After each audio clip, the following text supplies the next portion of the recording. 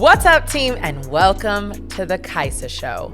Mike, what are you about to do? Ooh, snap, crackle, I'm about to pop the top on my hop water. Ooh, one day you're going to bring a freestyle in here. I know you are. That but peach Mike, flavor. it's fire, huh? It is good. It's really good. Are we officially We're officially hop watered, up? sponsored Okay. slightly. Is that our first kind of Oh sponsor? my gosh, I think it... Like real?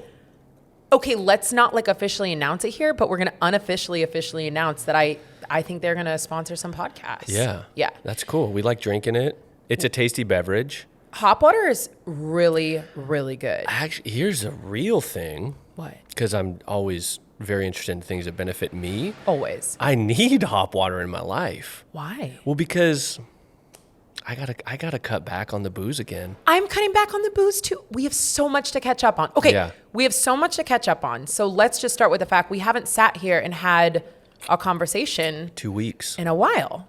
That is the longest break you and I have had from each other. It was and hard.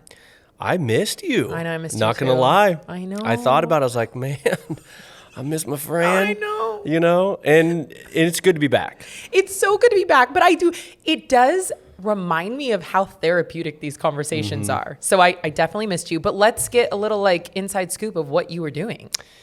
Okay. So I'm trying to think of the last time we caught up, so I went to Costa Rica. That was a while ago, but I don't think we ever covered that. That was fun. You know, it was one of those things where I love my kid. No, it was like you were watching what you were about to say. But kids be make honest. vacation more of a trip. So I think he had a great time. Yeah, I right. enjoyed myself for sure. Priya enjoyed herself for sure.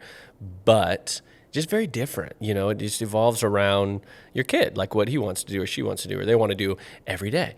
And if you want to go do, I wanted to surf way more, didn't get to surf. I only surfed twice. Yeah, only twice and 7 days, and you're at this world-class break. It's so hard to be right there and be Because Costa Rica is known for their surf. Yeah, it's great surfing. And where we were is a great beach break surf area. There's tons of surf schools. And The carrot was dangling Yeah, in your it's hard. face. But the other win is my kid got to be in another country, and experience and all. There's a lot of other wins. Yeah. And he did great. You were Oh my saying God, he did amazing. He did great. He we successfully did no iPad the whole way down and the whole way back, it's whatever. Each parent gets their own, whatever works for them. We've chosen to try to limit screen time as much as we can for as long as we can, just as he's still sort of developing at this 'Cause early he's 5. stage. He's just turned 5. And honestly, a lot of it too is just when you turn it off. Shit hits the fan when you turn it off. It's all good when it's on. You're oh, this is nice. He's distracted. Then when you want to turn it off, it's taking away his drug. You know what I mean? So, but anyways, so it was a 2.5-hour flight to LA, then a 6-hour flight to Costa Rica, then a 3-hour shuttle ride on bumpy dirt roads from the airport. And he never slept, never had all we did is just talk. We did sticker books, we played, and just I was so bored for the first time. And so I haven't had a flight in over 20 years without an iPad or a music or something. Yeah. So I'm oh, this is what flights sound like. Well, shout out to you guys for putting in that energy and effort to make that happen. But that was cool. Okay. Here, we'll go. I go, you go. You went somewhere too. Yeah. South. Where'd you go? I went to Cabo. So I learned something about myself. I'm going to be very honest. This is a spoiled statement. So I'm just going to say this. Okay. I learned that I am more of a travel person than a vacation person. Okay. So, and to me, the difference is, so I went to Cabo and we were there for, I think it was 7 days in this beautiful hotel, pool, just absolutely everything that you dream of when you think I want to go on vacation. Amazing food. And I just honestly realized I really like to travel and be out and about and adventure and go learn about, the community, the culture, and just experience wherever I'm at. And so that was definitely, I think I finally, this was the kind of the nail in the coffin of being I'm really just not really a vacation person, maybe for a day or two. Yeah. But when I go somewhere like that, I would have preferred to be out and about. And so I had a great time but little learning lesson. Couple of complainers we are. I know. That's why I wanted to preface it. It was No, it was just like a learning It's a experience learning. for me. I see what you're saying. I totally agree, actually. And then, so I was on a photography trip I got this gig last week, and it was in Oklahoma, and it was hot as hell. It's like 105 and humid all day, and we're working nonstop. I mean, you're like up at 6, you're packing the car by 7, you're working from 8 till 8. And working outside. And inside. It was like a combo of both, yeah. And then new hotel every night. So you're unpacking at like 10 at night, checking in, doing the whole thing. I mean, it was like, it's treacherous, but it was like a project where we were covering a lot of like cultural Choctaw Nation stuff in Oklahoma. And so you get to meet these people and see these places where you would never go. If you were on vacation, I don't know if anyone really vacations in Oklahoma, but if you were, it wouldn't be doing what we were doing. But I feel it took me like a few days to realize, like, this is so fulfilling. Like, I'm learning about the history. I'm meeting these people who are the nicest people who want to share their story. Oh my God, this cook, this chef, her name was Tanya.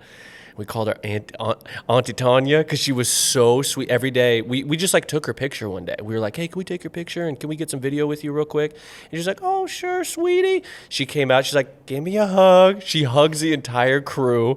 And then the next day we were in filming with someone else. She just comes out. She got to work. She came out. She goes, give me y'all hug, just coming to get my hug. And she came out and we're like, we love you. Like, can we just like hang out? Immediate family connection. Yeah, but you don't get that really when you're on like a vacation. No. You know, so I totally get what you're saying. And so then I'm like, okay, I love this. I wouldn't want to do this with my family. It doesn't really work, obviously, because then it's like, how do you blend that together? Yeah. But there's got to be something like, I don't know, what do you think? What would it look like to be perfect? Okay, so I learned a few things about myself when I traveled to Peru. I think that's when I started to put this all together, that I actually love my life so much that I don't need a vacation from my life. And so I think a lot of times we think about going on a vacation and just like relaxing and, rejuvenating and just sitting there and chilling out. And I just realized, like, it was a moment of like, I really enjoy my life. And so when I go on a trip, I'd rather be active and go learn about other people. Or like Peru is a perfect example. We spent every single day exploring. Like, we did Machu Picchu, and we had a lot of like activities that we were doing, but we also had freedom to just go explore the towns that we were in. We just bopped and traveled around for 3 weeks without much of a plan other than to go explore. Yeah. And that was an incredible trip. And so I think that's just what I recognized about my trip to Cabo, of like, I would really appreciate more of that. Is it an itinerary? Like, because you could probably do that in Cabo, or can you not really do that in Cabo? I think where we were on like the West Coast side, like tip. So it was like, that would be a little bit more difficult, but I probably could have planned to do that. And it just wasn't the type of trip that we were going on. Yeah. It's resort. It's resort life. Totally. You made it look pretty fun though. Oh, it was so fun. That's the thing where I'm totally saying I sound like a spoiled brat, because I want to just preface it all by saying I had an amazing time. Yeah. I just learned something about myself. I was so bored, honestly, that I read a book.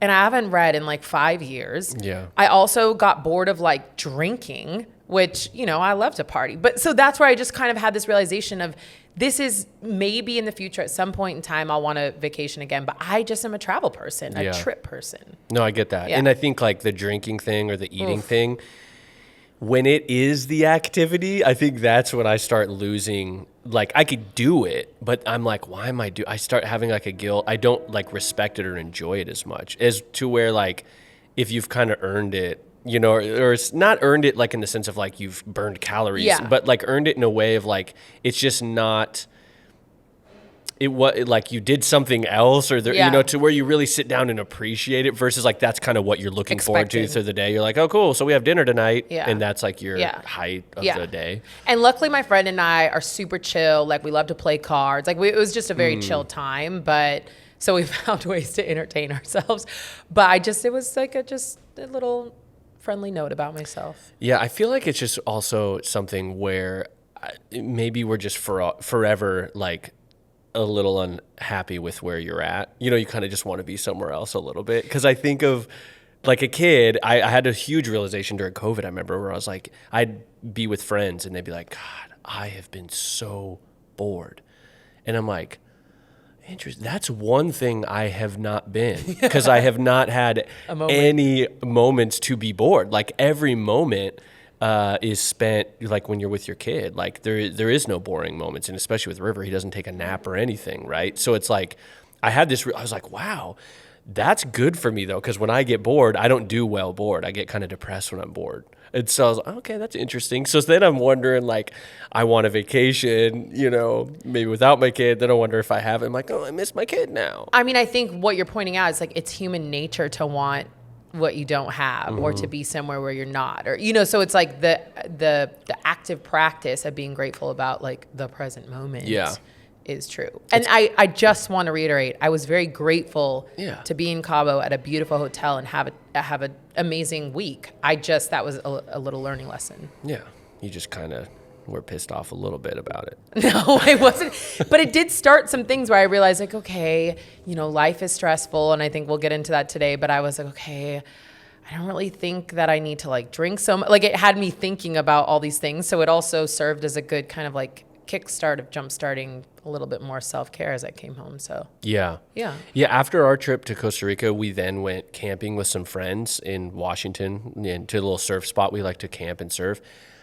I noticeably, like, going there felt so much less stressed. I mean, international travel too is like there's just a level of like, where's your passport, you know, like the travel, the language barrier, all these things are kind of like they're on your mind. And when we went camping, I was like, oh my God, like I'm actually kind of more excited to just go spend a few days in a place that I've been a ton of times and know what to expect. Yeah. And I like took a nap, like. Well, and to that point, so we went up to my sister-in-law's family has a cabin on Diamond Lake, and it's not a cabin, it's a beautiful house.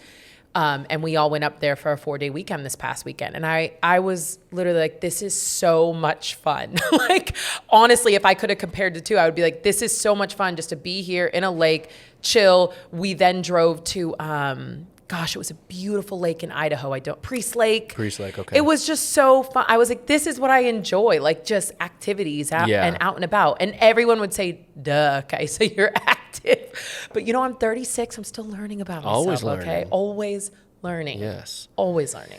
Okay. So we've been moving, we've been shaking, we've been traveling, we've been learning about ourselves. Yeah. What else has been going on? I know. I feel like I'm at that moment where so much is going on that I'm literally just focusing on one step at a time, one foot in front of the next. So I'm actually like, okay, maybe there's not a lot going on, but there is. That's I'm like very in the same boat, like officially like having to work on this like rock wall at my house. So I'm literally like one rock at a time, but it kind of like, there's this little like Zen teaching moments, you know, I'm like just one rock at a time, just that can apply to the rest of my life as well. Is it working? It is. Oh. And I think the realization, like, because we're going to talk about like stress and stuff today, I think, and how we, you know, maybe what stresses us out, and then how do we sort of manage that or try to manage it. And I think I realized, like, it's not about fixing it most of the time. It's about learning to be with it, right? 1000%. Which even when you do, it's not like easier, or it's potentially more healthy, but like it doesn't make it's like noticeable for me sometimes. Like I've been bored at night because I'm kind of like stressed and I'm trying to go to bed early, and so I'm trying to like wean off of distractions before going to bed, and then I'm just like, fuck, I'm just bored, and I hate this feeling of being bored, and you know, and then but it's being with that boredom is healthy. But it's not fun. Yeah, but what's wild, I find so I am somebody that doesn't do well with boredom because, you know, then everything starts to cave in. Yeah. So I've been actively practicing carving out time that I don't have things scheduled to do to figure out what comes up for me, like painting or like other things. It gives me space to tell myself, you're not going to fill this boredom with the phone or with work or with other things. What are you going to do? And so kind of like leaning into that boredom has been helpful. Yeah, kind of like, so you're more creating space to sort of explore, be curious in other places instead of being distracted. Yeah, because I think I live a life that's super full, and this would be like, we don't have to deep dive into what I'm learning in therapy, but I live a life that's super full to not have to look at a lot of other aspects of my life. And so I've been trying to, instead of just being like, I need to look at all these aspects, I've been trying to create space in my life that gives me a moment to like possibly reflect if I want, to paint for 3 hours and like see what comes up. And just space to deal with things if they come up and I want to deal with them. I'm not forcing it, but I realize I don't create space in my life to even breathe. Speaking of breathing, which I was telling Mike this morning, my coach, Luca, was like, I have one practice for you. That is breathing. I need you to start breathing. So yeah. The funny thing is as you're talking about this, like you're literally describing meditation. Right. But I have an active, meditation. No. I have an active brick wall, like stiff arm to meditation. You was just like, no, I don't meditate. And what I realize is I do. I just actively meditate. There's all sorts of different, I think we just see the like, oh, it means you have to sit cross-legged and like, do Om for an hour, but it's totally not. Like there's walking meditation. There's like, I think for me, I'm not saying this is the definition, but my definition is creating space between you and your thoughts or you and your actions. Like that's all it really is. I think we talked about that not too long ago too. Yeah. And one easy thing for me is I actually just try to create space away from my phone. Yeah. Because that actually helps. I mean, it obviously we know like clinically, like it helps so much to just kind of steer clear of your phone for a while. And so if I'm not doing anything, I find myself just making excuses as to why I have to go to my phone. So now I just choose other things to do. Yeah. Have you ever thought about, Pri and I were talking about like the phone and like how we, need to try to take more breaks and stuff, especially like showing River, like, hey, we're not always on our phone, because eventually he's going to like pick up on that. But like, have you ever seen those, like the boxes that you like lock your phone in? I was like, maybe it'd be cool, just to like, cause it is, once it's like out of sight, out of mind, you really don't, it's easy to be detached from it. It's just like when it's right there, even like right just within your reach, you're just going to grab it and be like, oh, did I get a notification? Yeah. And for me, it helps to create healthy boundaries, because I'm so much of my work life is on my phone that I'm like, did an email come through? Do I need to respond? It's like, Kaisa, you don't have to respond at 10 o'clock at night. Like chill, respond in the morning, like a, normal hour work week. But that's expectation too. We set, where it's like, if you don't text someone back right away, people are like, what's going on? Are we still friends? Like, what did I do? Yeah. And you're like, fuck, I just forgot. And especially like when you're driving, that's my biggest one is like, I'll see a text. I try not to like text when I'm driving. But if I get, say, 2 or 3 on my commute home or whatever, and then I get home and then if my kid's home and I just start kind of going into that mode, and then I have to like process and remind myself like, okay, I have those texts I got to get back to. It's been a few hours. You're really good at returning texts. Yeah, I mean, you're pretty good too.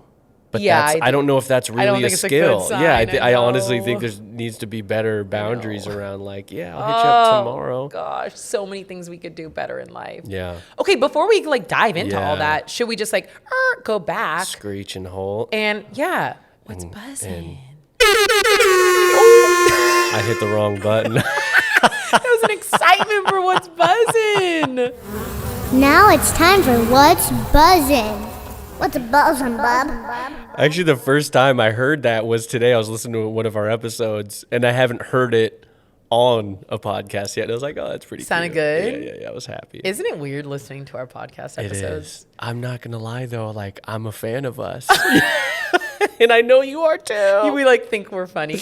We always, Mike and I try to listen back just to pay attention to what we're saying. And then that's where we pull clips from and stuff. And we were just talking about it this morning. I forget what we talk about. And so I'm listening to the podcast as if it's two strangers podcasting, and then I'm laughing at what we're saying like, on the podcast. Joke. Yeah. I'm so corny. Would you say you're mainly laughing at things that I say, like jokes? Always laughing at things that you say. That's what a lot of people are saying. I'm getting that a lot. That's what the fans are saying. Yeah, you're funny. I'm not funny. I'm hearing it. You are funny. That's the thing, though. I will say the thing I noticed today, I was like, the dynamic that happens when we start rolling, like, I feel like you become a big fan. Like, you're a very good cheerleader. Like, you have a great laugh. So, like, people with great laughs, like someone who tries to, make jokes. Like if you even think I'm kind of funny, I feel so validated. I'm like, oh my God, that was a good one. But then also what cracks me up is like, you'll just do these like quick, like serious and give me a little sass too every once in a while, and it's so funny to watch, like when you just kind of like, that's not true or something like that. That's not even a good example, but like you'll kind of like step on the cigarette, if you will. Yeah, it's good. I didn't even notice that. I like watching it. Okay. It's good. So that's good. Okay, we are so many bird walks. This podcast one day is going to be renamed Bird Walk, but I'm going to pull us back in. We're going to go into what's buzzing. Yeah. I'm going to go first? Go first. All right. So this week I'm buzzing on, I had a couple buzzes that were up in the, the buzz ether. Ooh. And, but I'm hitting them. I'm buzzing on these new shoes. Are you going to bring your leg up so we can see? They're, I'm going to first say, if you can't see these, I'm just going to first say it's looking real close to a Vivo knockoff. Totally. So here's the thing. Okay, we talk a lot about Vivos. First things first, I love Vivos. They're great shoes. I think they have a great like environmental play, all the things. They're comfortable, they're stylish. As you know, we struggle sometimes with like how much they cost. They ship internationally, that can be a pain. And sizing can be tricky sometimes. When it's kind of all online, you can't like go and check something out. Yeah. Or if you want to return them because you got the wrong size, it can take a while unless you want to pay premium for shipping. Anyways, it's really no knock to Vivo. I've just also been looking for a more simple shoe. And the fucking barefoot game is just dorky to use.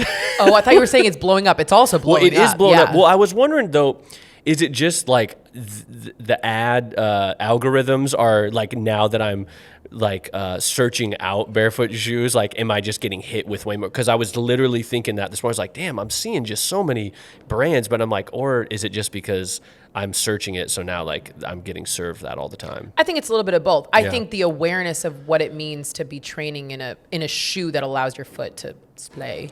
Oh, that was good. Was it good? That was good. So they're called Splay. They're like, I think they're $70. So it's like a really affordable price. They're also super simple, but they kind of look like a Vans, which I like. Like you can never get like a skate looking shoe that isn't like so narrow at the toe, and your freaking bunions, as you know, like are just popping. You didn't have to, really? What? You said like your bunions, as you know. Like, God, you just have to tell everybody I have big bunions like that? I mean, I feel like your bunions are a part of this show. Really? Yeah, we've talked about them numerous times. I even did like, I like big bunions and I cannot lie. I know you don't like when I use this word. I have blacked that out. I did not know we talked about. No, Priya, who does the like clips for these like comments on your bunions, we talk about them at dinner. Okay, this is growth because we're like, pass the bunions. Oh! I used to be so like, cut them onions for your bunions, Sonyan. Oh my gosh. Yeah. No recollection of us talking about bunions. No, that bunions. all is a lie, but we have talked about them before. But anyways, yeah, so these are splayed, right? They got room for your toes. They're canvas. They have all sorts of different colors. I'm not going to say they're like I'd say they're like a 70% of like the style where I want, I think they could improve a little bit. They're all right. They're like pretty basic. I will say they're comfortable though. Yeah. I really like them. They're comfortable. I'm a big Splay fan. So 70, whatever it is, $75 or something like that. Yeah. I thought it was pretty fire. Are they workout shoes or are they lifestyle? No, I think they're lifestyle. I guess you could work out in them, but they don't feel like a, look at that mobility though. Whoa. You see how we can just, they look like a Converse bottom. Yeah. Kind of like a Converse, like a Vans, Yeah. Anyways, Okay. So I'm buzzing. They got a lot of different colors. I'm buzzing on these ones so far. I like those for you. Yeah. But I will just say, I don't think anything compares to Vivo. You don't have to bring it back to my Vivo love. Yeah. And probably just for working out, honestly. For sure. But half price for that shoe. If you're happy, we're happy for you. Yeah, and I think I don't necessarily, like I get a training shoe could cost more because there's going to be, more reinforcement or more thought going into it. Technology. I don't always want a training shoe for just my like everyday shoe. Yeah. And I have several pair of Vivos and like they last, like I've taken them all over the world. I was walking the streets in Amsterdam and everywhere. But I just need a new pair, and that pair was out. I couldn't get them anymore. Oh, I know. Those all white Geo quartz. So fire. So Well, anyways. can I just do a shameless plug though? Yeah. If anybody does want to try the Vivos, Oh. you can get 20% off. Yeah. Hold Use up. Let's rewind Splay. that. Let's get a little bit more like, by the way. By the way, the shameless plug. If you do want to train in my favorite shoe, hands down, you can get 20% off. KaisaFit 20 is the code. In the checkout. You'll get 20% In the off. checkout. Yeah. There are it was a code change, so just FYI. KaisaFit 20, not Yes. just Kaisa 20. Yeah, we had to which is a change little that. bit, it's a nicer, cleaner one, but KaisaFit 20 is the new one. Yeah. So Okay, my turn. hit it. I'm not gonna lie, I already forgot the name of these. Is it Sweet Smarts or Smart Sweets? I think it's Smart Sweets. Okay. Yeah. Here, you okay, talk and okay. I'll confirm. So I have a sweet tooth. I love candy. I love anything, really. I do not discriminate when it comes to sweets. But recently, Smart Sweets. Smart Sweets. I have found Smart Sweets, and they are fire. They are good. They're really good. I'm not like a huge, like sugary, like, what do you call that? Like, not chocolate. I love chocolate. That's like my thing. Those, I can't really tell the difference from like Swedish Fish or the gummy worm. They taste sweet. I can't either, Yeah. but so many people eat them and think they're like, they don't like them. They don't like I them, think okay. they're great. The new flavor, they have the Coca-Cola bottles. Oh, weird. Did you ever? I never Oh, liked. Did you like there's- Coca-Cola Slurpees? Oh, That's a Oh breed. my- That's a certain type. My auntie was like that. She loved her Coca-Cola Slurpees. I never got it. do you like Coke? Yeah, but not. Coca-Cola. Yeah. Yes, I do. Sorry, team. Do you like Coca-Cola?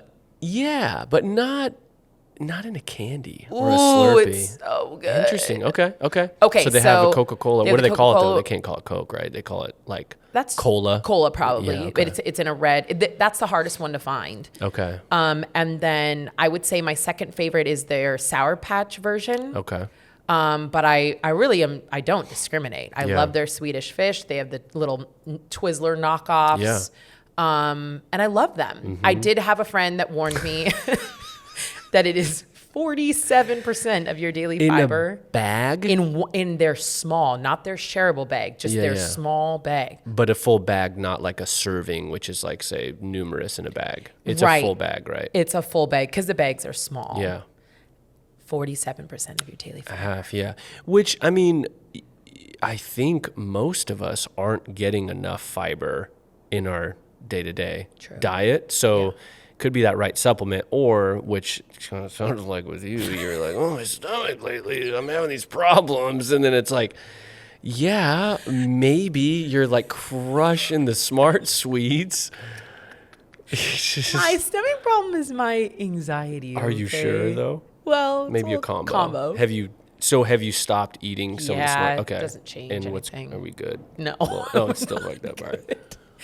I now have to go get it checked out. But I thought you were just gonna say, I now have to go to the bathroom. Let's hit pause. No, I love those, and I keep thinking like I need to buy more of those or get you sponsored by them because nice. we'll all have our daily amounts of fiber, which is great, but B, because River, like, he loves candy, and it's like I don't want to not. We definitely try to limit it, but like if it was healthier candy, like that's great, Yeah. right? Like, and it's good to get my kids nieces fiber. have passed the test. They like it? Yeah, he's had them before. I've definitely yeah. bought them, yeah. Yeah. I wish they were a little bit more available. They're strangely available, but not as much as I want. What? Sir, you never stutter on your words, so when you do, it just really. That'll eat. They are if you're at certain. Ooh, the Fred Meyer. Yeah, no, even carries that's them. what I was thinking. Bartell's even had them. I think that's So where you I were first just kind saw of 'em. complaining. Yeah. I guess they're just not available in the vending machine on the ferry. yeah. Which is what he always, every time we go camping and we take the ferry, it's like, Dad, can we go to the vending machine? And it's such a thing. It's like, yes, of course. And, usually he buys like Skittles, which is like fucking 100 grams of sugar or something in a bag. It's like out of control. Yeah. It's so much So sugar. good. Yeah. It is good. Okay. So that's what I'm buzzing on. Smart Sweets. Yeah. I don't have a code. I don't have anything. I'm not nothing. sponsored. I have nothing for you, team. I'm sorry. Have you posted and do they repost? They did send me a box. Oh, they sent you a box. Yeah. Okay. Just Perks of an influencer. Yeah. Nice. Yeah. What like of your favorite kind? I don't want to complain. I'm trying to hold back. Small box. Like, shareable box. I was like one little. Yeah. Okay, I'm not complaining. Yeah. Smart Sweets. Get on your game and send us some fucking Smart Sweets. We're out here talking about you, spreading the love. No. Give or us at least some fiber. Just give us a code to give the team. Yeah. Yeah. I got some ideas for them too. So come on. Yeah.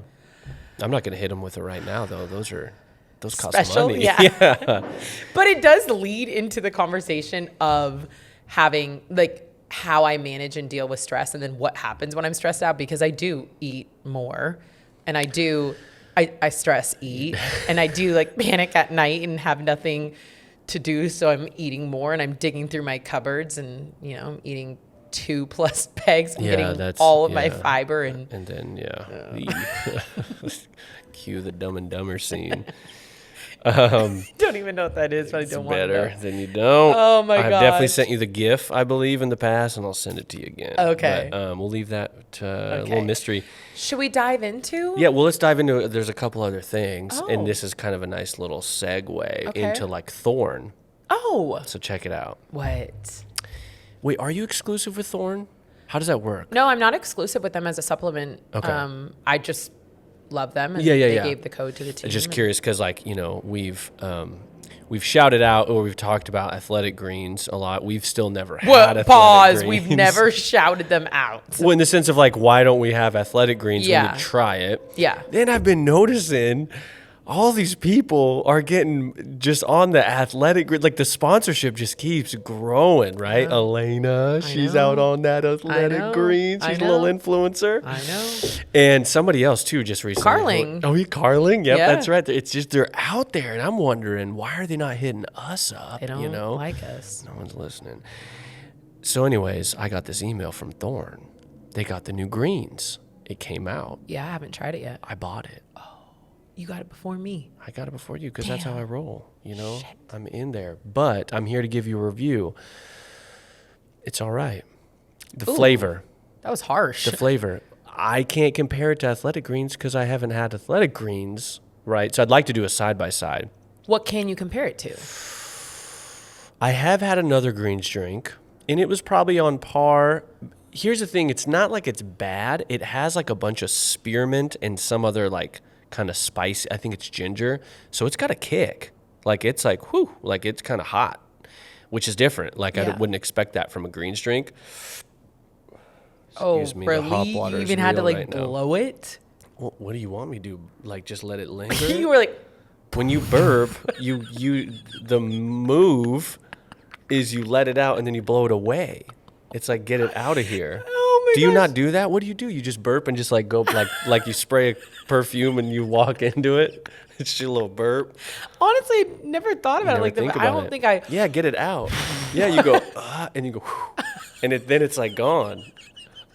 It's not contaminating. So when you fart, do you like blow Yeah, it you away cut too? it. You cut it, right? Like a little karate chop. I mean, depends on the fart, right? Is there a fart that you don't cut? Yeah, if it doesn't stink, then there's no worries, right? No one, you can trail around with you for an hour and it's no big deal. But if it's a bad one, you want to leave that shit behind.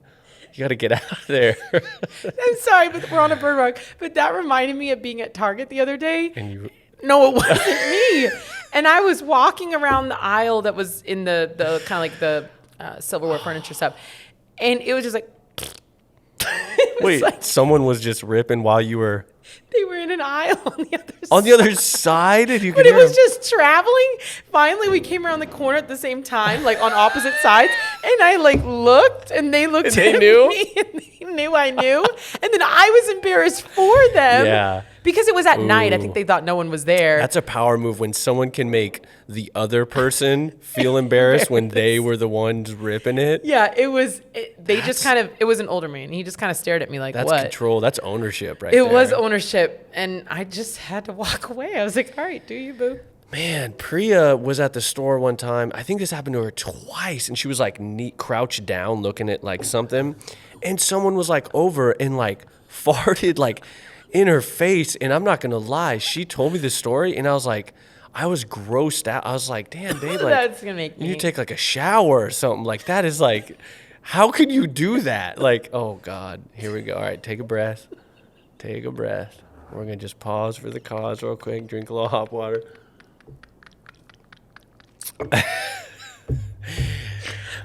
One mantra, just because we're on the plane though, it's like fair game, right? Because you're just in this long just tube of just like air and like there's so many people.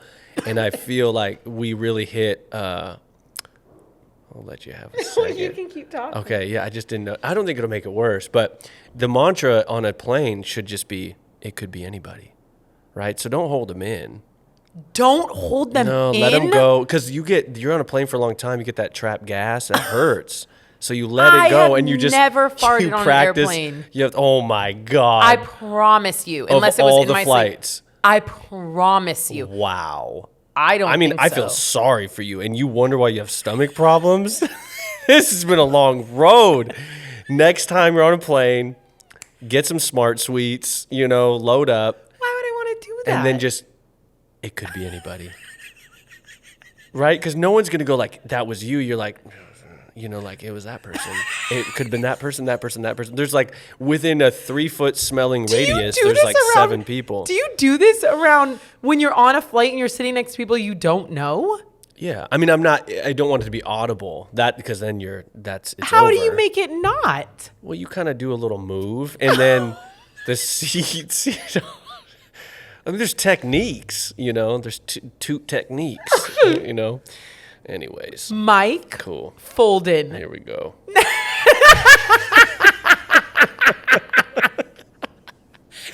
We just went there. You were looking at me like I was going to get you in trouble or something. We just went there. That is unbelievable. I honestly did not know this about you. Wild. And I didn't know this about you. And I'd prefer to have reversed and stopped you. Well, hey, when we start flying together, No. I'll just start pointing at you. No.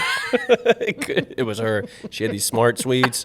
Check it out. The fiber's high. I will She got not. them tummy issues. Oh, no, I will not. Yeah, yeah. And then if you deny it like that, everyone's going to be like, oh my God, it's totally her and I feel sorry for her.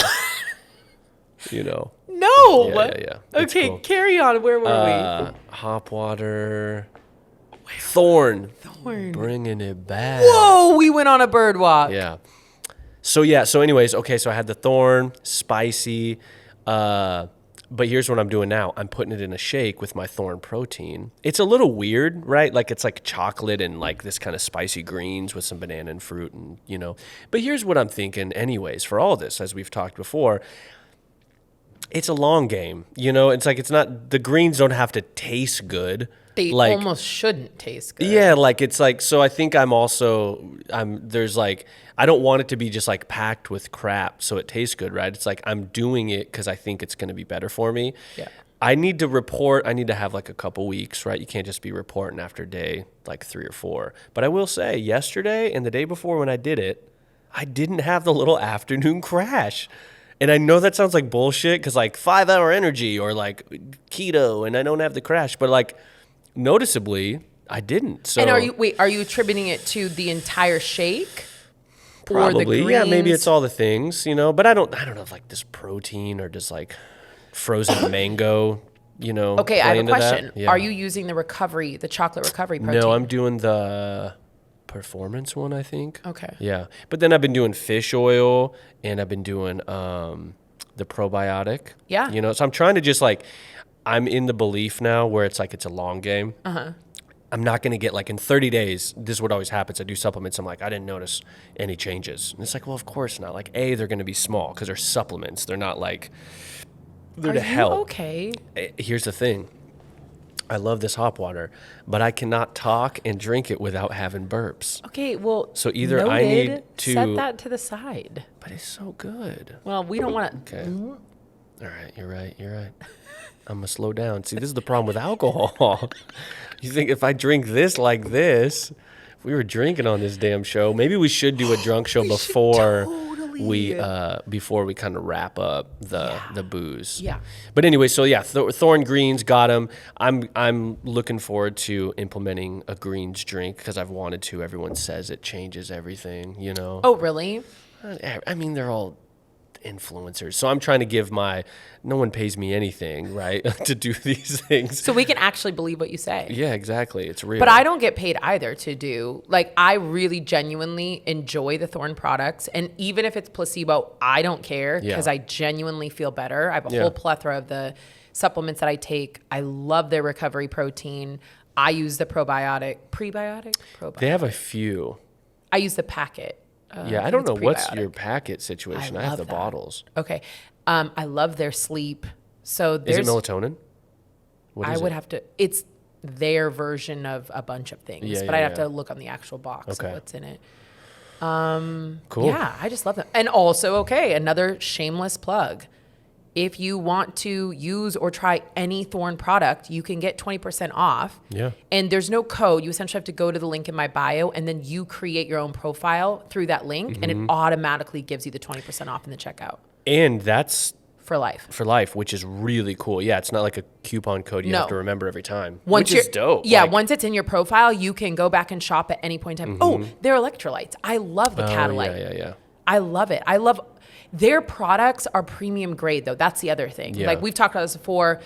Like my dad with his treatment, it's Thorn products. Like they are the highest of the high quality because I am a believer that a lot of supplements are shit. Like Yeah. it's just not really a what do you call regulated field. It's And so not. So you can just put whatever you want. But I'm a huge believer in Thorn. Yeah. But I do want you to try Athletic Greens and give us a feedback. Yeah, I'm just waiting for him to send me something, you know. So I'll probably be here forever. I know. We waiting gotta on- just buy that for you. It's funny though too, they don't have any, like all their deals is they give vitamin D away for a year. it's not a That's their deal. like plug. Yeah. There's no like 20% off or anything or a month free or anything like that. Yeah. So I know enough people though now, like Elena and Carla, I'm gonna be like, hey, let me get a scoop. Yeah. Let me do a little side by packet. side. Let Yeah. me get a packet. Yeah. You know? Yeah. Let me give an honest opinion on this product. We can do it on the show. We'll do it on the show. Hopefully. No, I'm just gonna say hopefully it goes well, but I don't want to have any expectations. No, because we're not paid either way. So exactly. you can say whatever you want. Just like with Vivo. Like you can say whatever you want. Yeah, thank you. Yeah. You don't always give me that. Oh, what do I Independence. regulate? I can't talk about on this show. What do I rate? Mike, stop drinking your hop water right now. I am. But I'm standing up for myself and I'm drinking the hop water Here even he if a goes. burp comes up. That was so river. I mean, honestly, I do regulate. I am a little bit of a control freak. I do regulate some things. Yeah, But it's cool. yeah. Not your I'm working fiber. on a lot, Yeah. okay? That's just one thing added to the list. Okay. Do you want to talk about our very stressful lives right Yeah, now? like where? Yeah. Okay. Did you have a button for our stress? No, just looking at our time, how far we're in. Yeah, how do we do this? It's like we're already like Have 40 we been minutes talking? in. No, we have not. Team. Oh my gosh, team, I am so sorry. People just start fast forwarding to the actual part of our conversations Yeah, now. it's kind of crazy, but that's cool. We did have a lot to catch up on. We did, yeah. Okay. So stress. let's dive into some Dun-dun-dun. stress. Do you want to start with like what are some of your methods of de-stressing or managing stress? Like how do you? Well, yes, this is a very layered approach because I personally don't deal with stress very well. Like I ignore it. It adds up, and then all of a sudden it hits me and then I go into a depression. So over the course of many, many years, I've started to learn that I have to kind of do one little onion layer at a time and just try to help to minimize stress. And stress tactics always seem to be something that you have to add on and do. And so what I try to look at when I'm looking at my life and I'm in a stressed season, I just start plucking things away. It's like, what can I remove? What can I remove here? Something that even if I think about it, it like raises my blood pressure. So we kind of touched on it, but one thing that definitely heightens a lot for me is alcohol and kind of like the socializing and everything that comes along with that. So in Cabo, I made a promise to myself. I'm not cutting out alcohol altogether because I don't do well going from black to white. So I'm not doing hard alcohol. And that officially started on Monday, August 1st. Oh. Yeah. There's the announcement. I didn't realize that. I remember you said August, but I didn't remember. I guess I actually didn't get to ask you all the questions of like why just hard alcohol. Yeah. Well, because I have done no alcohol one time in my life. Well, I did, whatever. But one time in my life, I've done no alcohol for 13 months. And I guess you could say I was probably healthier, but that was a really boring 13 months. And I don't really want to do that. I do love socializing. I do love that freedom and kind of what comes along with being out and about. And, I guess for me, it's like a glass of wine or a margarita or whatever it is. And so I realized I don't want to take it all completely away. I just want to figure out how I can do something that is like more sustainable for a longer period of time. So right now for me, even though I love tequila, I think that monitoring, like taking hard alcohol away and having a glass of two of red wine, maybe even hard seltzers, but I think I'll take that away too, is way easier for me to manage. I don't also overdrink red wine. That's a kind of a hard thing to overdrink. Like I can stop at 2 glasses. Oh no, for me personally, I instantaneously gives me a headache. Oh, okay. So it's while drinking it. I probably like by a third glass would probably be good. I mean, I guess over the course of time, but yeah, I mean, but that's the thing with how sensitive my body is. I know like right away, like this is not gonna be good tomorrow with anything. Yeah. But it doesn't always stop me. Yeah. I'm kind of with that too. Like it's such a weird thing for me, like the alcohol, because it's like I don't get that much from it, but I find myself really wanting to do it. So it's just like this conundrum where I'm like, why? Like it's not like a clear benefit of like, oh, I'm definitely like way more relaxed, or I'm like, oh, I'm definitely more social, or I'm definitely this or that. Like it's very strange. There's probably like a chemical addiction going on there, but yeah, I've just noticed, because I went for like a year and a few months, and then and didn't notice a tremendous amount. I didn't like, nutrition. Things were kind of the same. I think if anything, I just woke up a little bit better, right? Like that was a little easier. But now what I've been noticing is I think it's just like, it's an energy thing for sure. And I can easily drink every night. And I did, like when I was working in Oklahoma, it's like, you wrap it, we're going to dinner, let's all have a beer or two. And it's just a couple beers. It's not that much, but like, honestly, part of it is I just feel so friggin' bloated. Like I don't feel good. And then I tend to eat more when I drink more. So I've been noticing I just don't feel very good, right?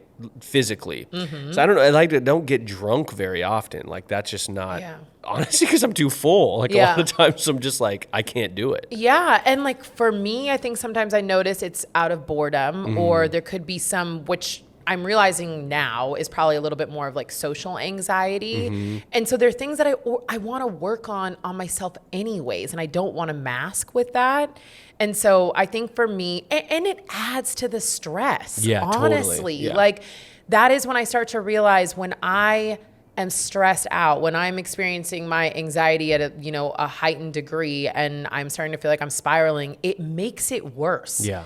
I escape for a minute or an evening and then I wake up in a deeper hole. And so, and not to sound too woo-woo, but sometimes also I realize like my body doesn't fucking like it. She's been trying to tell me for a while. I'm dealing with this little, what I thought was hammy and now it's piriformis, but it's like she's been talking to me for long enough. This should have healed by now. So I know there's some things I got to look at in my life and I've got to just kind of pull back from. It doesn't mean forever. It just means now because right now my life is stressful.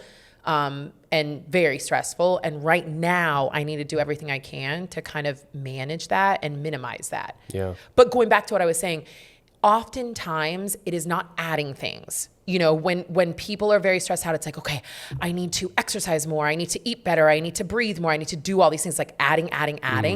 I found that stresses me out so much.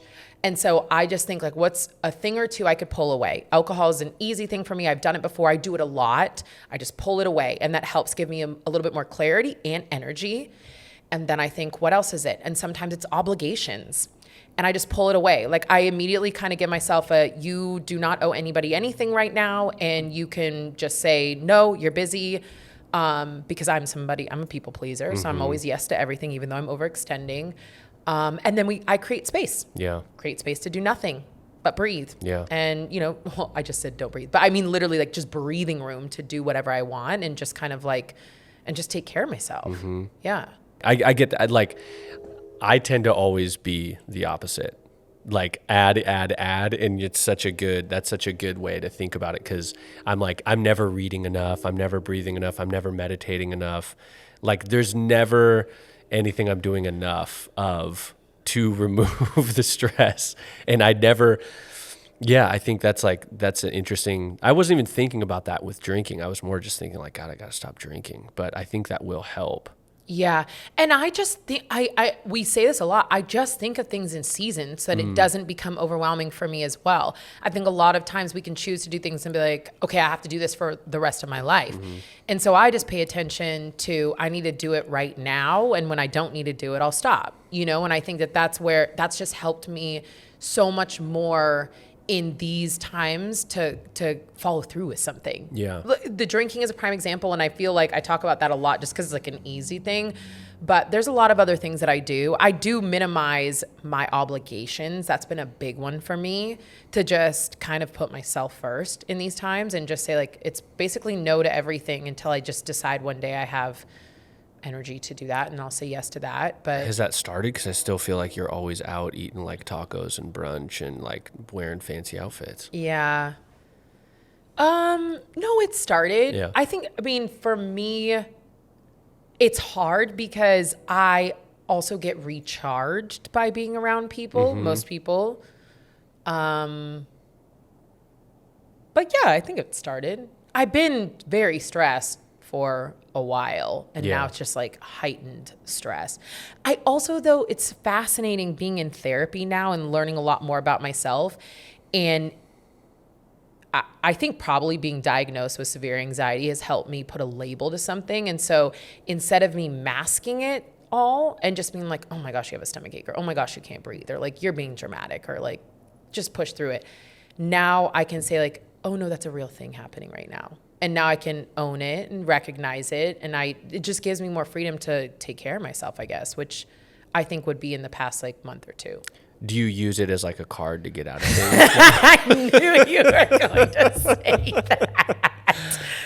Sorry. I use it for certain this things. Anxiety thing. Okay, like you guys always make fun of me for gagging, and she told me that's a real thing. Team, I'm sorry, but I do like gag often. My fear of animals and bugs is very real, and I use it there. I just make sure to let people know that's my severe anxiety talking right now, or reacting. So You're like clinically diagnosed. Diagnosed severe anxiety. And so, yeah, I guess occasionally, but not really. No, I know. I'm just fucking with you. I think so. So I get stressed out about the lead up to do things with people. Like that stresses me out. Like the lead up to go somewhere, the lead up to do kind of anything a lot of times is what stresses me out. And I've been really trying to be more present in, once I'm there, how do I feel? And I have to say, like most of the time, it's not all the time, but it's helped me identify like what things actually bring me joy. Jesus. Oh gosh. I took a sip of hot water. Sorry, y'all.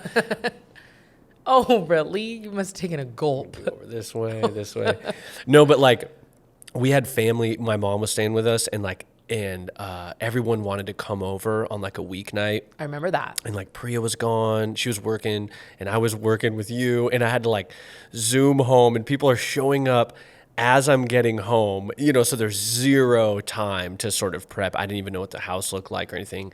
And it's like 5:30 already, and people are like hungry. So I'm like, shit, I gotta start cooking and like gotta get River going. And I was so stressed out in that moment and thinking about it the whole way home of like, fuck, like just stressed about it. And it just kind of making it worse and worse and worse. Yeah. And then I had this moment where everyone was like fed, everyone was chilling. We're all in the backyard, just like sharing stories, kicking it. And I had this pullback moment. It was like, I really like this actually right now. And I think I tell myself the story that I don't like it all the time. Like I don't like parties. I don't like just like I don't like small talk. That's a big part of it. Like that gives me anxiety and stresses me out because I feel like the last thing I ever want to experience is like just an awkward moment. Like if I can avoid it, like I hate it. So I've been also trying to lean into awkward moments more and like on an elevator, just like look at someone and maybe say hi. And if they're kind of weird, I'll just kind of keep riding it out and just be like, all right, whatever. Yeah. Like I'll probably never see you ever again anyways. Have you been diagnosed with anxiety? You're talking about the same exact things that affect me. No, never been diagnosed. Oh, okay. But one of the things my therapist told me that really has helped me is because I definitely get worked up thinking about things that are happening, whether it's work or social, whatever, and I play it through. Like I go through the whole thing in my head so I can get through all the feelings. And she just said, you can't manage feelings. Like feelings are things that happen within the moment. Yeah. And so it doesn't benefit you to go through it all and prep and have all that anxiety when you go through and all the worry and all the fear and try to manage it all because you will not be able to control what's going to happen in that moment. And so that's helped too. Just like little friendly reminders to myself of I'm just going to experience it how I'm going to experience it in that moment. And hopefully it's good or, hopefully it's better, but or at least just it's what it is. It is what it is. Yeah. It's removed any of the anxiety. I get anxiety playing it out. Totally. This is so interesting. So I didn't know we were going to roll this way, but I'm going to see if I can find it just really quick because I'm reading this book and I can probably see it right. Wait for it. Wait for it. The drum roll. Oh, God, I buy too many books. Darn it. I got to try to think how I can find this. It's kind of a weird name. It's something like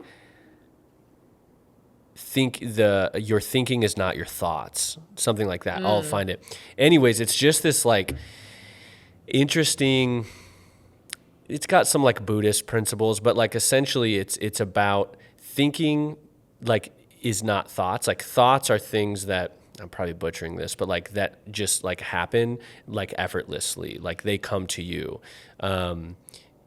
Like if you enjoy something, like you just enjoy it. You don't have to think about it. You don't have to like think it to make it a feeling of enjoyment. You just enjoy it. Mm-hmm. It's when you think about things that can kind of cause suffering. Is like, do I enjoy this? Oh, I do enjoy it. Why do I enjoy it? And like you start going down this like rabbit hole of also just, it kind of never ends, right?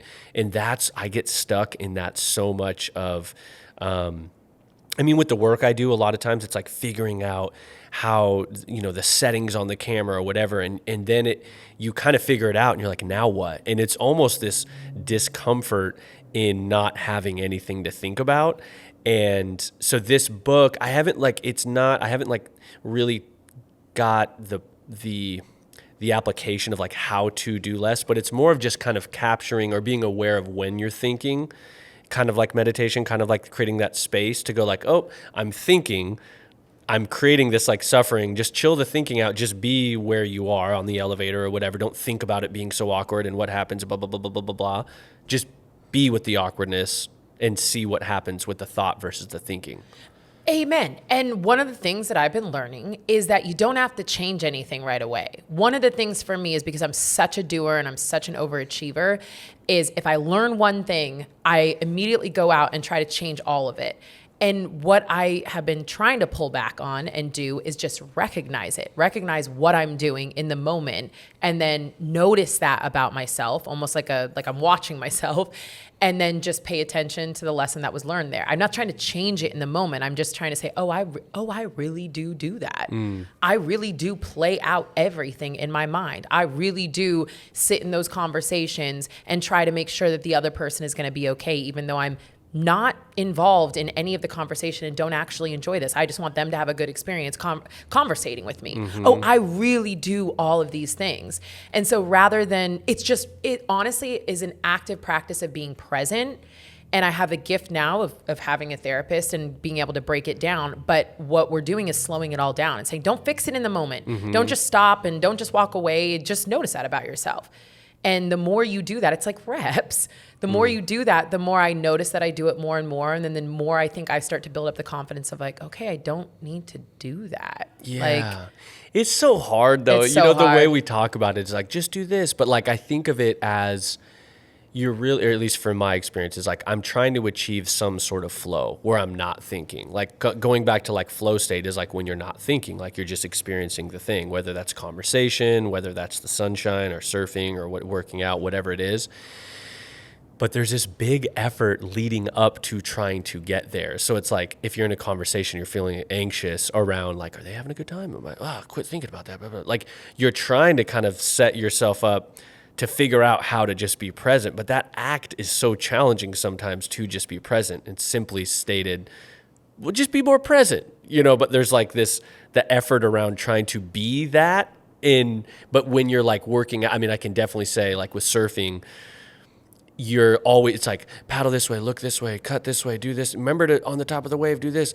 And then you usually, or at least for me, like it always fails.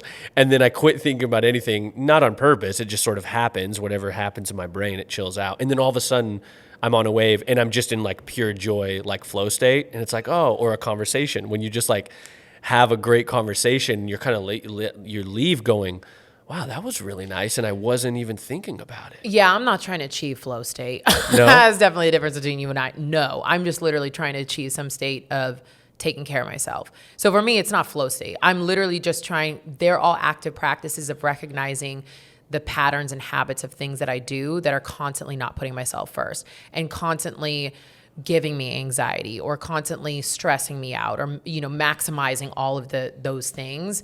So for me, it's not trying to achieve a flow state. What I was trying to say there, and I probably didn't say it very elegantly, is the things that I'm working on, I'm actually not even trying to actively practice working on them. I'm just trying to actively practice noticing that about myself. And so I don't try to change anything. I don't try to have a better conversation right now. Like where I'm at right now is just saying, oh, I notice I'm doing that. I'm still going to do it. Yeah. I notice I'm doing that. And when I notice I'm doing it over and over again, one example for me is controlling my thoughts and thinking through everything that's going to happen to make sure that I've worked through all the kinks and the uncomfortableness of it so that when I show up to that meeting or whatever it is, I've already played it out. I'm trying to actively practice, okay, I know I'm doing that right now.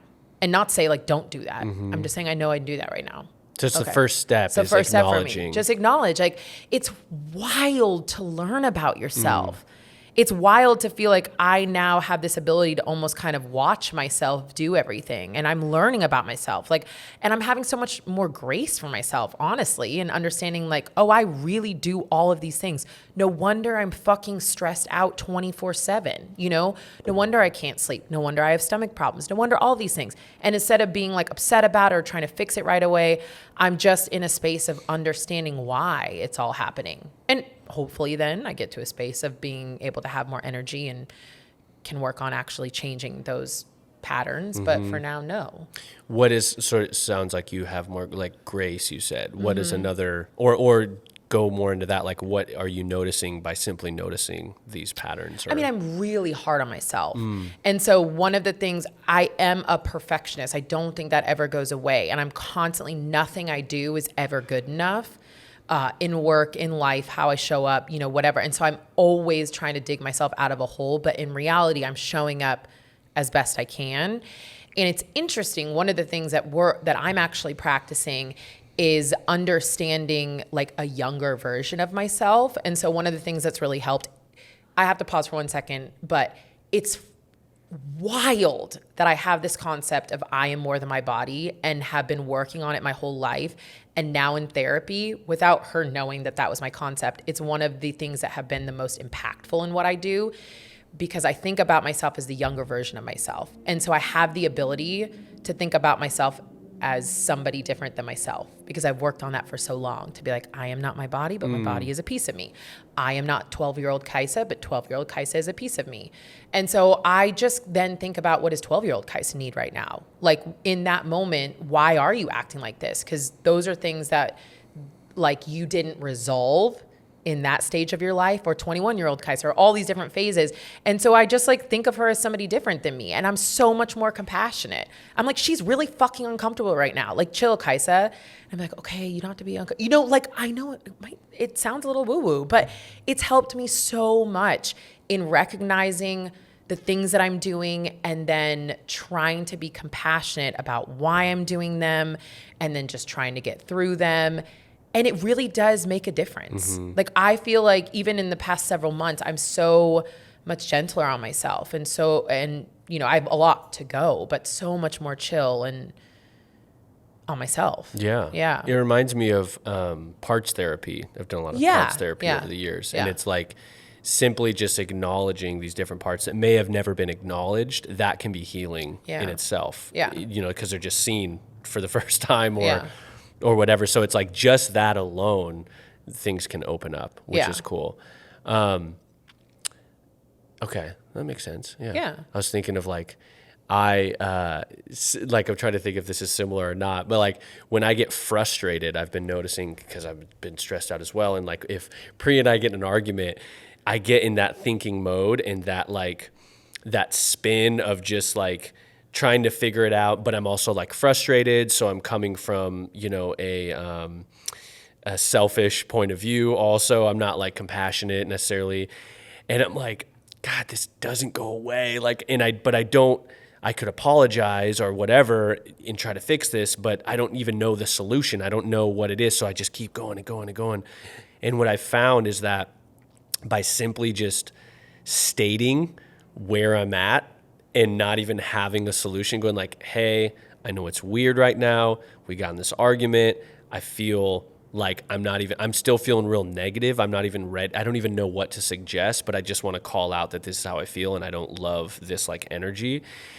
Almost every time thinking of that, it sounds like the worst idea because it's like, cool, nothing's going to come of that. But like, I guess just let her know how you're feeling. And almost every time that becomes our point that we actually start to like work through it, because you come just going, I'm not saying anyone's right or wrong. I'm coming to say like, I'm feeling this way. Like, that's it.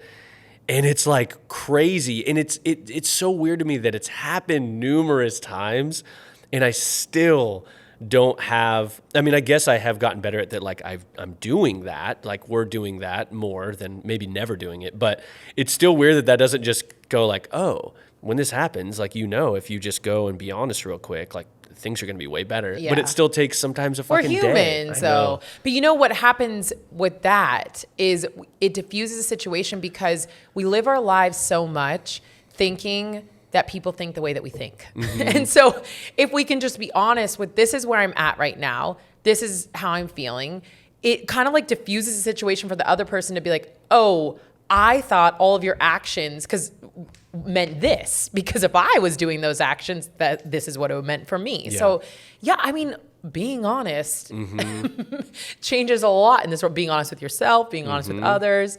But there's a lot of work that you got to do to even figure out how to be honest with yourself or come to that moment with yourself. And there's a lot of stories we tell ourselves. Yeah, and it's uncomfortable. And I think with like therapy, I've gotten way better where I know if I'm honest, I'm going to get way more out of it. We were talking about this the other day at work, like where it's like you could trick your therapist for however many years you want, and but like you're only tricking yourself because they're there to help you. Like they're not there to like pull it out of you. It's what you want to share that they're going to help you work on. And so it's like, I know it. I can like see this choice when we're in therapy and go like, oh, there's that thing I probably should bring up, but like, I don't have to, and we could just like not talk about that. And it's like, but that's why you're here paying this money, spending this time to do. So let's just go the uncomfortable route. And every time it's not comfortable, but it always is a move forward, not backwards, for sure. Yeah.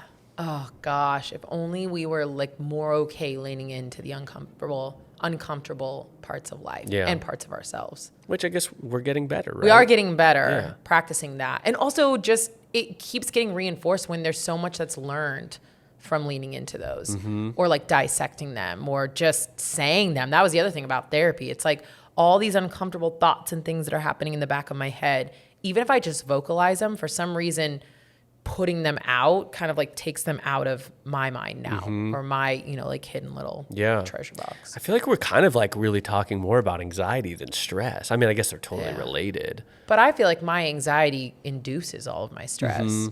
I never knew I had anxiety. I didn't know.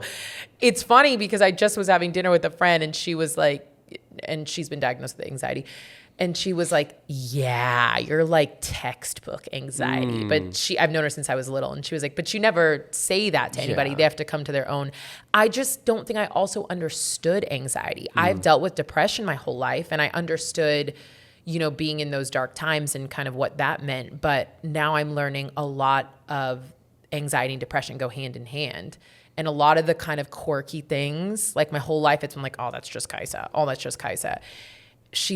Those are all anxiety-induced traits. Do you find that anxiety is more, I mean, we're not like given the definition, but is like more the physical manifestation of stress? Or like how do you differ stress or depression versus anxiety? I don't know that I know. For you, what would you say? Well, the way in which, anxiety for me is that my system is, the easiest way for me to understand it is that my system is always running at a 9 out of a 10. So whereas like typical humans' brains and systems can kind of like shut back down and recharge and, you know, then like heighten back up in a time in which it needs to be like fight or flight or whatever. I never do. I'm always at an 8.5. So I now recognize that any little thing tips me over the edge. So I always recognize that I'm like, I don't have any capacity to manage. There's no room. There's only 1.5 that I have to manage anything. And so I think that it's like stress and anxiety at the same. I don't really know. Very similar. What I'm realizing is I live in that state. It's my comfort zone. Yeah. My comfort zone is to be running around all day, every day, having a stomach ache because I'm so stressed out, not knowing if I'm going to be able to finish all the things, running late, like all of these things. It's always a manifestation of it. It always turns into that. Yeah, and I mean, I know that about myself too. We're similar in a lot of ways. But like when COVID hit, I remember I was like, oh, there's a part of me where I was like, oh, this is kind of nice where we get to slow down. Like we never get to slow down. And then I found myself just like, fuck, like I'm not actually very good slowed down. Like I love the idea of it, but it never serves me very well when I slow down. Like I slow down too much and then there's not enough. And so I guess, it's like a weird thing because like you don't want to be too busy if that's not like healthy, but you don't want to be too slowed down because that's not healthy. You have to like find what are the things that can fill the time that like help relieve stress that you're busy with. Like I find like the yard work stuff, actually there's like a level of stress that increases because I see it and it kind of feels like it's never ending. But then I think that's what's like beautiful about like a garden and like why a lot of like older people and like, you know, like Eastern philosophies, like the garden is this like cycle of life and it's never going to be perfect and things die and they grow. And, you know, like I think there's something really therapeutic about kind of like working in the yard. So that's been one thing where I'm like, well, like there's always something to do like in the yard. There's always like a project to do. But I find myself like when I was working last week on that shoot, I was busy from like 6 a.m. to like 11 p.m. And I found myself like tired sometimes, but like I thrive. Like I love it. I love that feeling. Yeah. But it's not sustainable. No, it's not sustainable at all. And then you totally crash and burn. Yeah. Yeah. And I don't know what those things are yet. I'm at the phase of just now recognizing what I've done for 36 years. Yeah. So I'm not at a place of of understanding what is next. I think for me, there's some concrete things. Like I am understanding that I've always been driven to succeed and that my definition of success was that the outside world looked at me as successful. And I think that that's been something where I've been really aware of and trying to look back inside and say, like, what does success mean to me? Like, what does it mean to be, like, happy or healthy? Or what does it mean when you actually enjoy your life? I honestly I think I haven't really enjoyed life for so long because I'm on the pursuit of success to, you know, please other people that I don't even know. So it's, like, really unraveling and like having an openness to be curious about what I enjoy in life and like what brings me peace or happiness in a Yeah. moment or whatever. That's exciting though. Super I mean, exciting. at least from the outside perspective, that's cool to see. Like, there's a lot of unknown opportunity. Yeah, it's totally unknown. But like one of the questions that just floored me was, and it's always masking, like, what do you do for a hobby? But honestly, she's like, what do you like to do? What brings you joy? I don't have an answer to that.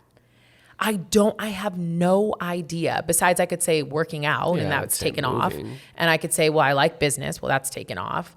What do you like? Crickets. And then I say, like, well, I like hanging out with my family. No. What do you like? Like, just you chilling. What do you look forward to doing? What do you want to do? Don't know.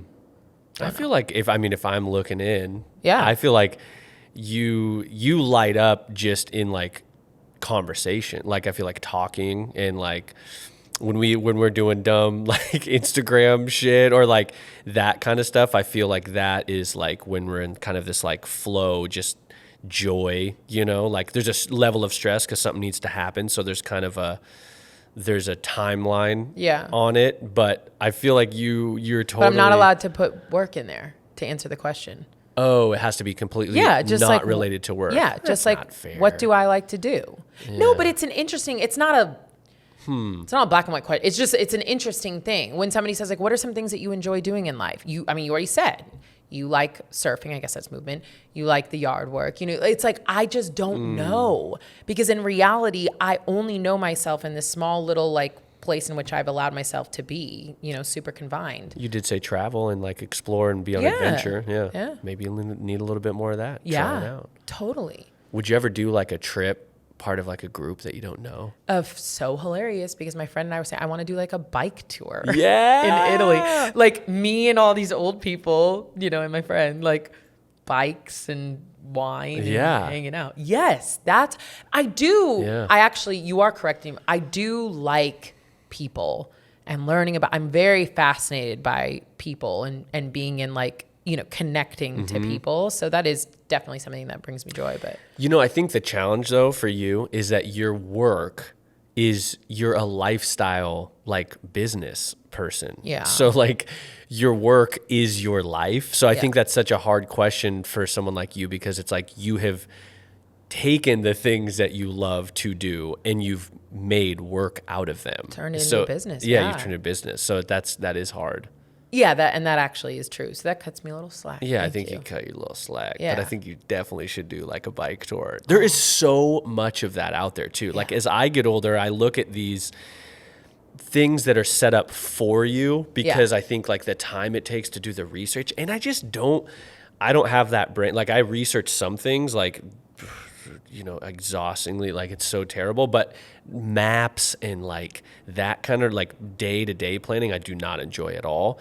And so I've been looking at like motorcycle trips for a week long or surf trips for a week long where I just pay the money to show up, they tell me where to go, they feed me the food, and I'll help in whatever manner I can and like be a part of it, but like I don't want to plan it. Yeah. Well, also you get to meet people. That's what's cool because sometimes you can travel and not come across people because that's just not the way that your travel's set up.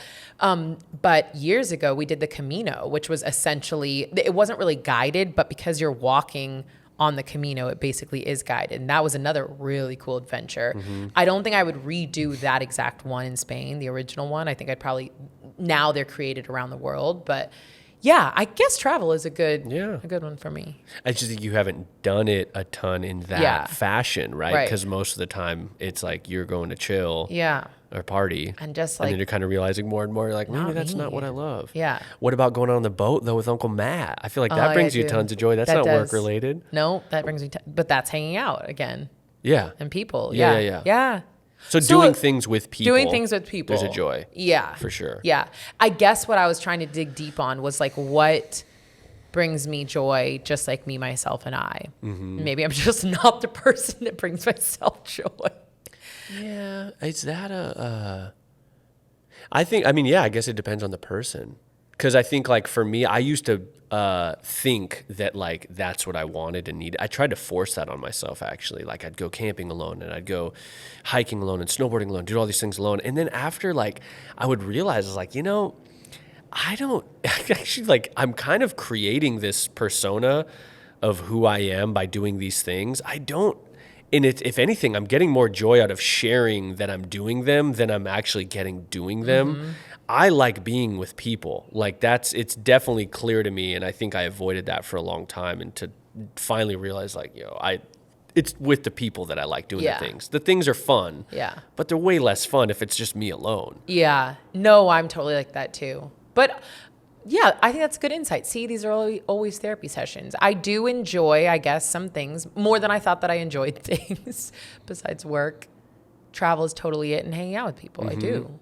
Yeah. And then I think it's also though, like, there's just moments that I guess it's kind of like, for me, travel, I do enjoy that travel alone, but I think it always gets heightened when I meet someone new when I'm traveling. So it's like, I could say I like that exploration. I like not having accountability is what I really like. If there's anything I love, like as an individual, it's not having to be on anyone else's schedule. Yeah. And when I'm like out of town, that is one thing that brings me joy, because it's like, oh my God, what, like no one knows where I am. Yeah. No one knows what I'm doing. Yeah. Like I don't have to answer to anybody. I can eat breakfast right now if I want, or I could like, see, I live my life that way. Yeah. I don't have accountability. Kind of. I mean, to work, I guess, to you guys. You have a lot. I feel like you have a lot of accountability. You got to post. You got to like, you got to check in. You got to be like, I don't know. I think you're pretty, not tied down, but you're pretty like looped in. You going off the grid, even when like whatever it was last weekend or 2 weekends ago, like you didn't text back. And I was like, that was at the lake. The lake, yeah. I was like, that's unusual for Kaisa. Because I left my phone in the room. Yeah. And I knew, I had a feeling. I was like, I feel like this is like a practice.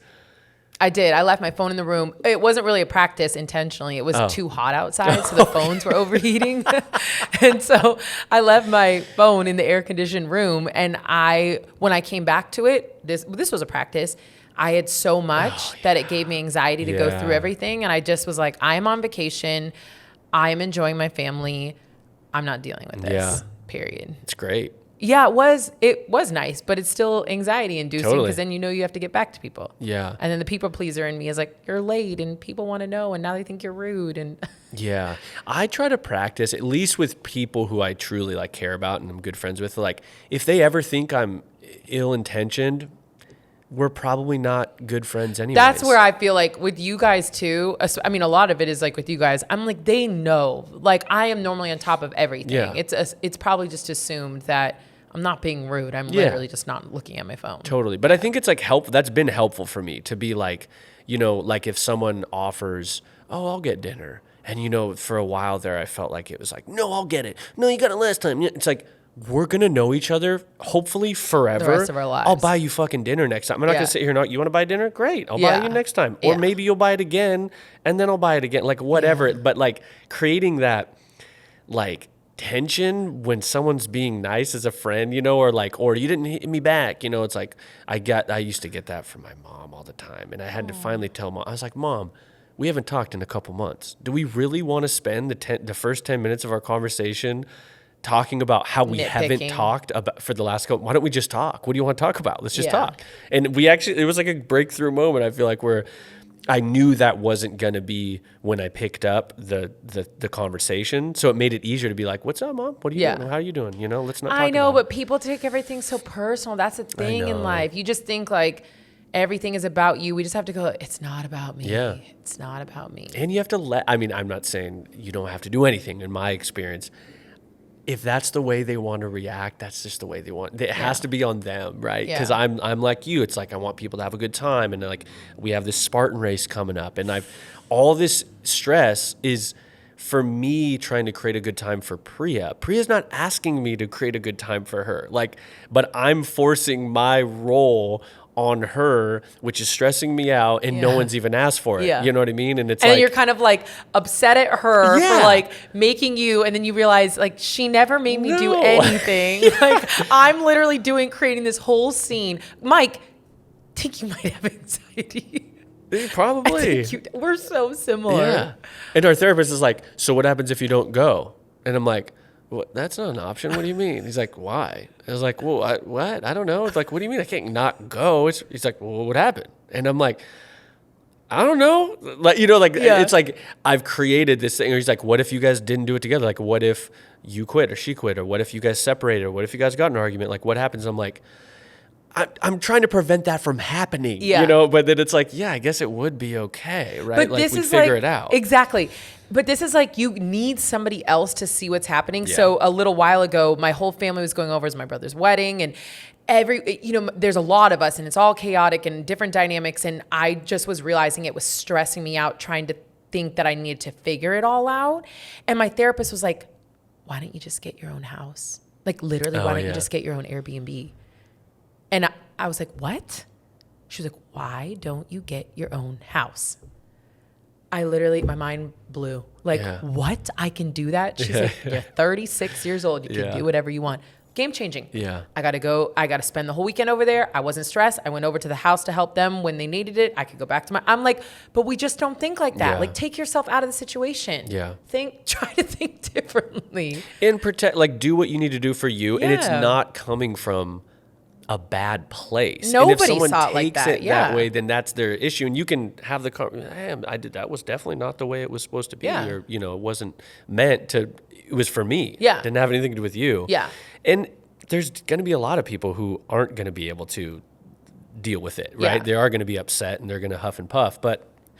It's hard to argue or be upset with somebody that says, I'm doing this for me. Like, I really need to make sure that I was taking care of myself. I really needed to do that. Like, oh, okay. And then you're like, I have clinically diagnosed anxiety.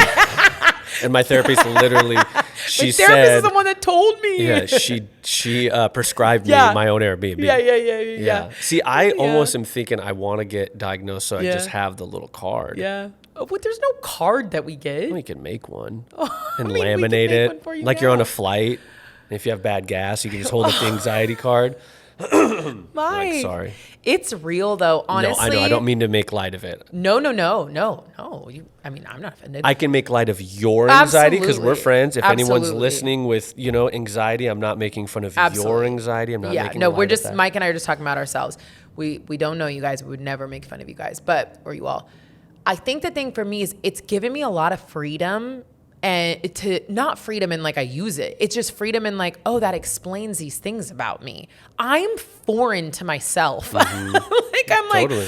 I don't understand that. I don't understand why I literally will cry when I see a spider. And like, I don't understand why I have so much fear around certain things. I don't understand why I work myself up in certain situations. Mm-hmm. I don't understand why I have to be perfect.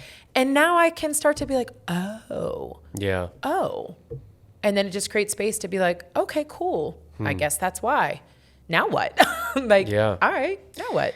That's cool. That reminds me of like, I'm always curious what you would be like on a psychedelic journey. We were going to have to do that sometime. Because wouldn't just everything open up? I mean, who knows, right? There's all these different ways things can play out. For me, one time, I've done a handful of these, and like, I don't ever, it's funny that you say like, you think I have anxiety, because I've never really like felt like that was a thing. But I remember actually in one session that I had, I very like viscerally like saw my anxiety. And it was, in a lot of like with psychedelics is there's a big like door of letting go, and that's kind of how you get in. And if you fight it, which is like pure anxiety, right? It's like you're trying not to go where your body and mind is kind of pushing you. It's like the more you fight it, the more you resist, the more it persists. It's like the thing. So the more you surrender, the easier it is. And it's kind of a skill that you actually develop doing this kind of work. I think it's the same with many therapies. Like the more you kind of let go, the more you surrender, the more you're honest, the more that can show up for you, and the less scary it really is, right? Anyways, I had this experience where I was like experiencing my anxiety like as a separate piece of me. And I don't know what it wasn't like a person or anything like that. It was just this kind of, it's hard to describe, but like it was very clear that there was my anxiety and there was a ton of like nerves and sweatiness and shakiness and like short breath. And like, I remember I used to always, before going to like a party in high school, I would get like a stomach ache and I would get like really like uncomfortable and I would yawn a ton. And it was like my body being like, don't go. You know, you're nervous, you're scared or whatever. And that was all kind of formulating in this psychedelic experience. And then I remember I just kind of went in. It's like, well, what if I just like greet it? And it was like, I just said hello and it said hello back. And I like shook its hand and it shook my hand. And then all of a sudden it sort of all just dissipated to go like, oh, it's all like you're making all of this up. It doesn't, it's like I'm creating this tension and this fear or whatever it is. Like the thing itself isn't scary or isn't, I'm choosing this like reaction. Not that I'm choosing like I want to be uncomfortable, but like some part of me is having that reaction. And so when I was able to sort of, I do feel like a lot of things changed after that moment. Like it was one thing that you talk about bugs. I have a new thing. I don't know if it was after that or not, but when I feel something on me, I've made it a point to look at it before I do my crazy flinch backflip. And it's so weird how much of a difference that's had on me. Because when I'm working like in the garden or anything, I hate, like I used to get so, when you think a spider or a bee or anything is on you and you freak out and then you're like, oh, it was a leaf or it was air. It was like nothing. It was my hair. Yeah. And now I look over and I'm like, nothing's there. Or if I look over and I'm like, something's there, I have this like moment to go like, oh, okay, I don't want that on me. But it's not so scary. Right away. There's this moment where I can flick the spider off or whatever if it still does scare me. Yeah. I don't know. It's really weird. But then you must have a capacity. This would be fascinating to have somebody come on now that we're talking so much about anxiety to actually give us a little bit more of like a clinical definition. But you've probably created the capacity. Your fight or flight, like your vasal system or it like is not so heightened that you now have room to have like an educated response I've rather never than had a reaction. I probably have, if I even have clinical anxiety, I'm sure it's very low because it's always been. Or it could just be psychosocial or whatever. Or Sure. you don't have it. I'm not just trying to put that. I mean, you're diagnosing me basically. No. I'm not. Which I believe at this point, then I can just tell everybody I have it. I'm not trying to put it on you. I'm just saying some of the things you're saying are very similar. Totally. But it very, very long-winded. Long story short, it helps me start to understand myself. And I think like I'm the type of person that like my journey through life is trying to understand myself more. I just like, that is going to be the forever process of life. And honestly, it's what brings me joy. I enjoy digging into the like little crevices of myself and trying to figure out. I've now had to understand I'm never going to figure myself out. But this past few months has definitely unlocked a lot, I think, for me to have a little bit more compassion, to understand myself a lot deeper, understand my past a lot more. I think there's a lot in my past that I look back and judge myself on. And so that's been really fascinating. And then also like hopefully moving forward into like whatever the future is to just be very different than how this past half of my life or a third of my life has been. Hopefully I live until I'm 90 something.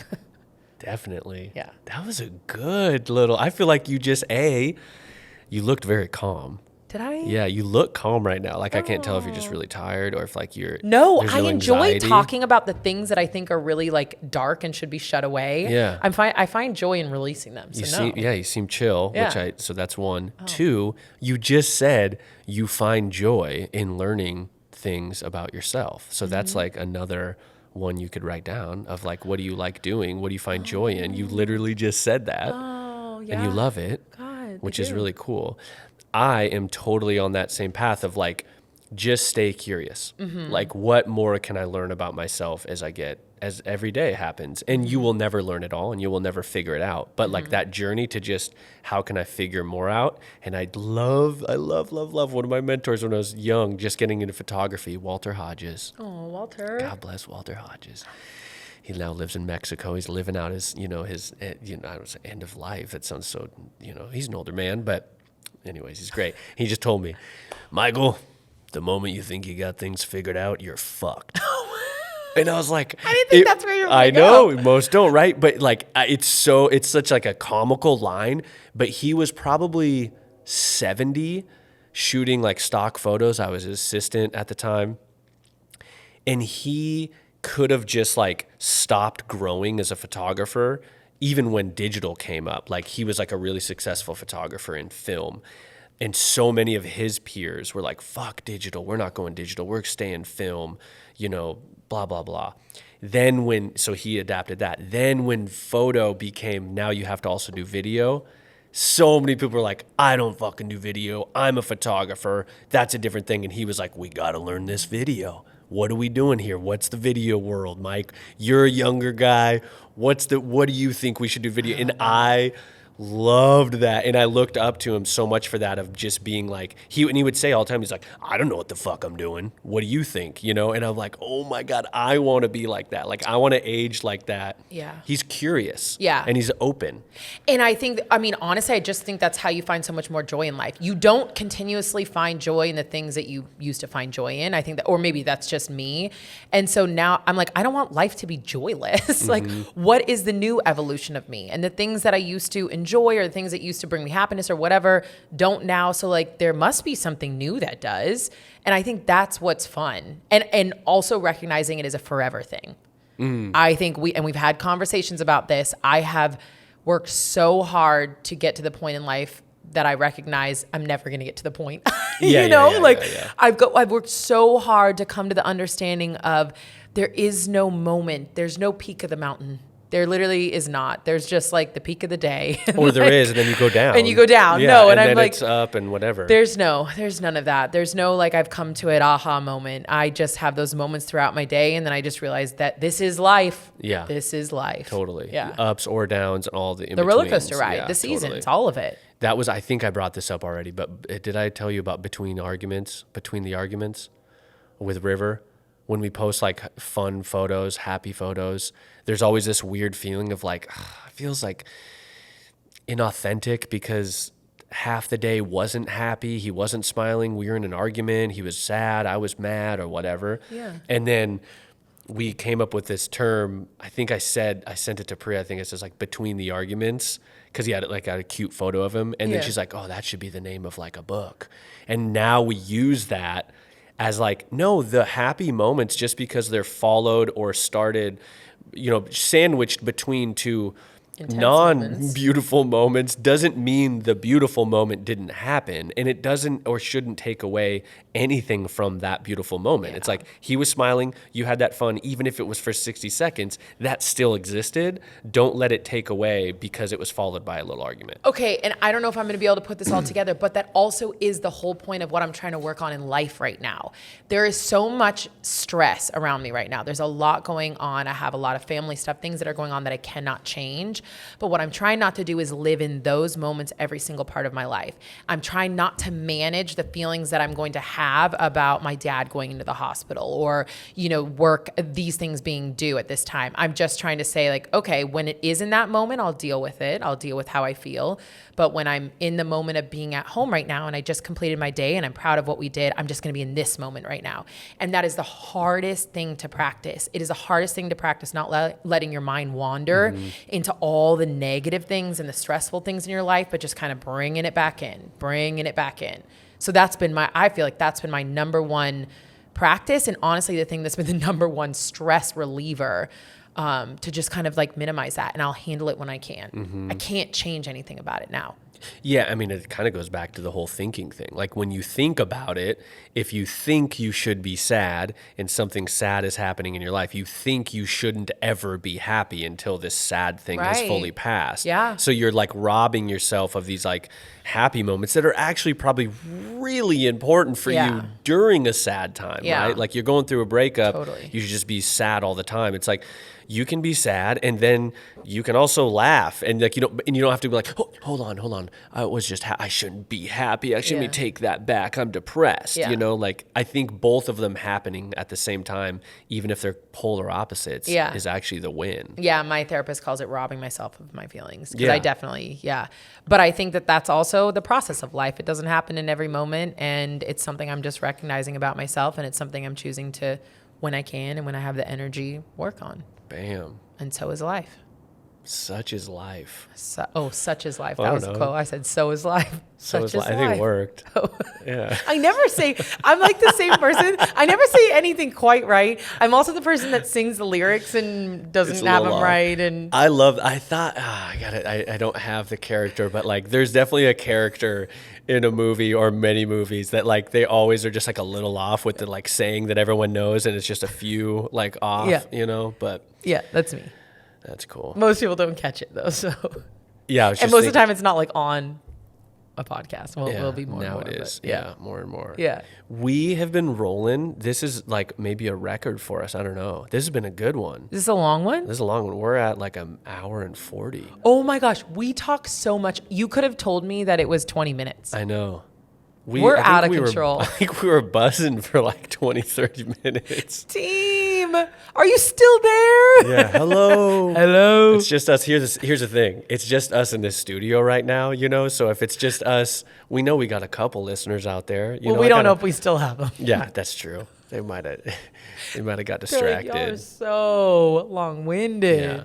Okay, well, we will wrap it up now. Okay, let's- Are there any little last tidbits or tips or whatever? Maybe we can wrap it up. I think like ultimately, you know, let yourself feel the feels, you know, I will with say- where you're at. Okay, sorry, I cut you off. No, you you go with hit it. yours.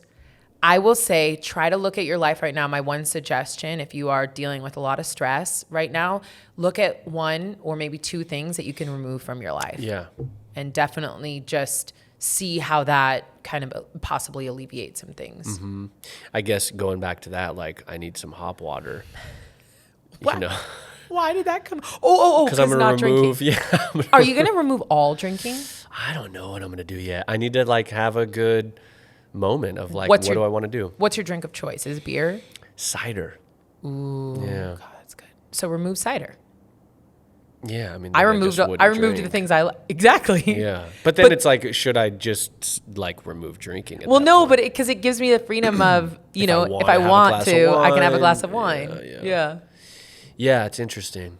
I'm going camping this weekend, and I'm like, I should probably. It's my birthday. Yeah. And I'm like, Oh. I should just like bring, you know, like athletic brews or hop waters or something, and just stop. You know, like make it a good time to. And I'm not saying like, oh, I'm starting this Yeah. weekend and it's gonna be indefinitely. But Yeah. it was a good year and few months, and it honestly just wasn't very hard.